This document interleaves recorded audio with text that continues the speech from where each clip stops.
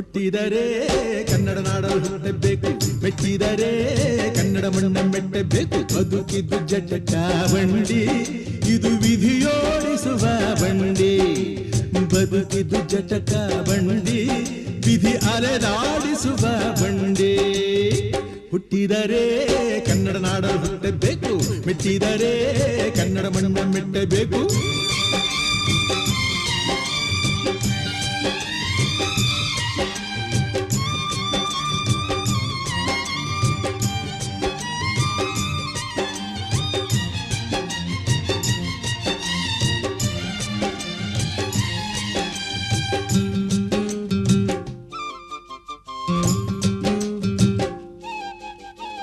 ಕಾಶಿಲಿ ಸ್ನಾನ ಮಾಡು, ಕಾಶ್ಮೀರ ಸುತ್ತಿ